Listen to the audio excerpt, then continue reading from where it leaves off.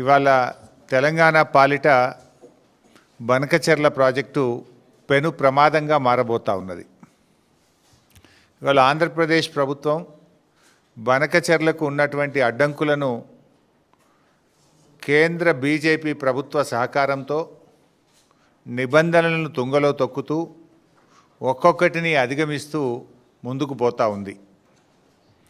కానీ ఈ రాష్ట్ర ప్రభుత్వం, ఈ రాష్ట్రంలో ఉన్న కాంగ్రెస్ ప్రభుత్వం రాష్ట్ర ప్రయోజనాలు కాపాడాల్సింది పోయి, రాష్ట్ర హక్కుల కోసం పోరాటం చేయాల్సింది పోయి, నిమ్మకు నీరెత్తినట్టుగా రేవంత్ రెడ్డి ప్రభుత్వం వ్యవహరిస్తూ ఉంది, పరోక్షంగా సహకరిస్తూ ఉంది.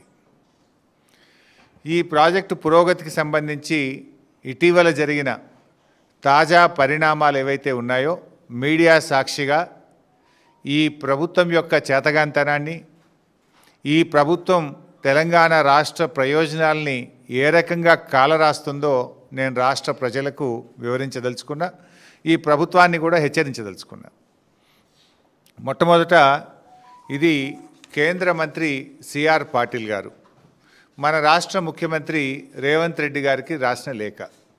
సిఆర్ పాటిల్ గారు గత నెల 23 సెప్టెంబర్ 2025న ఈ లేఖ రాశారు. మన ముఖ్యమంత్రి రేవంత్ రెడ్డి గారికి 20 రోజుల క్రితం రాసిన లేఖ ఇది. ఈ లేఖలో ఏం రాశారంటే, ద పిఎఫ్ఆర్ అంటే గోదావరి బనకచెర్ల ప్రాజెక్టుకు సంబంధించిన pre feasibility report, the PFR is currently under examination. 1. 2. Further, the government is in receipt of the consensus raised by the state of Telangana on Polavaram Bankacherla link project and is following due process for techno-economic appraisal of the project. అంటే మేము ఈ Polavaram Banakacherla project యొక్క economic appraisal యొక్క process కొనసాగిస్తున్నాము, మేము process చేస్తున్నాము అని ఎవరికి రాసిండ్రు? స్వయంగా మన ముఖ్యమంత్రి రేవంత్ రెడ్డికి రాశారు. ఎన్ని రోజుల కింద రాశారు? 20 రోజుల కింద రాశారు. అంటే 20 రోజుల కింద నీకు ఉత్తరం వచ్చినా ఈ రోజు వరకు రేవంత్ రెడ్డి స్పందించాడు. అసలు ఎట్లా చేస్తారు? అప్రైజల్ అనే కాన్సెప్టే రాకూడదు. ఎందుకు రాకూడదు అప్రైజల్ అనే concept? It is not qualified to examine. మన దేశంలో వరద జలాల మీద డిపిఆర్ల అప్రైజల్ జరగదు.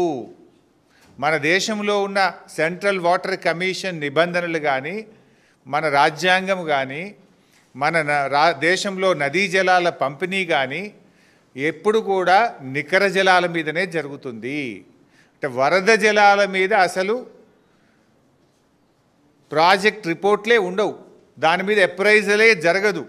అందువల్ల ఇది వరద జలాల మీద ఎప్పుడైతే ఆంధ్రప్రదేశ్ ప్రభుత్వం సబ్మిట్ చేసిందో, this is not entitled for appraisal.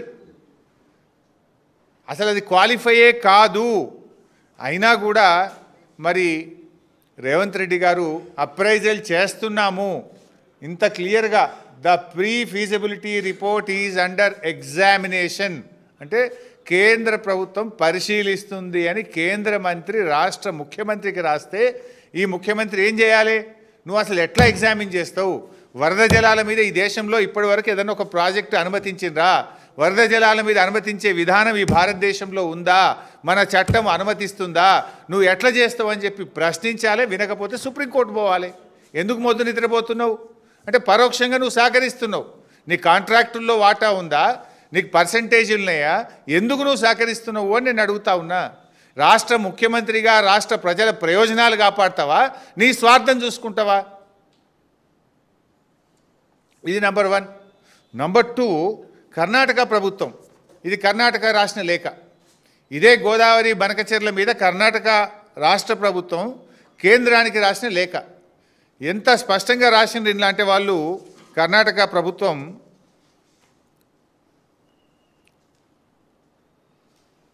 Para 11, page 3, by all the stated diversions by Andhra Pradesh, 80 plus 100 plus 243.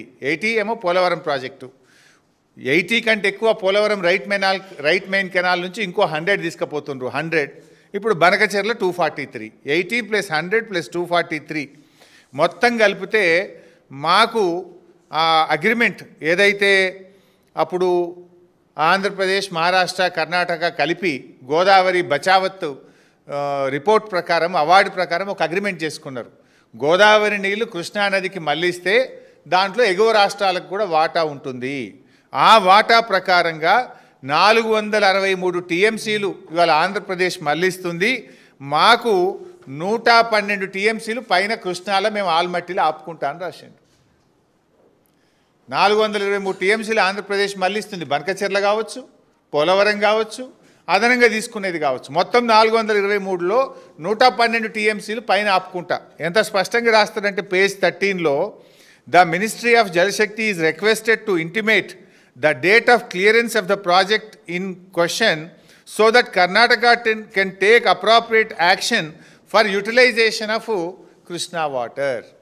మీరు ఎప్పుడు అనుమతిస్తారో మాకు చెప్పండి. మీరు అనుమతిస్తే ఇక మేము తెల్లారికెళ్ళి మీద నీళ్ళు ఆపుకుంటా, కృష్ణానది జలాలు నేను ఆపుకుంటా మీద అంటుండు. మీరు అనుమతిస్తే మీద నీళ్ళు నేను ఆపేసుకుంటా అంటుండు. ఎవడు నష్టపోతాడు? తెలంగాణ పరిస్థితి రెండింటికి చెడ్డ రేవుడవుతుంది. కింద గోదావరి నీళ్ళు పోతే మీద కర్ణాటక వాడు కృష్ణా నీళ్ళు ఆపుకుంటే మన బతికేం కావాలి? మాకు హక్కున్నది.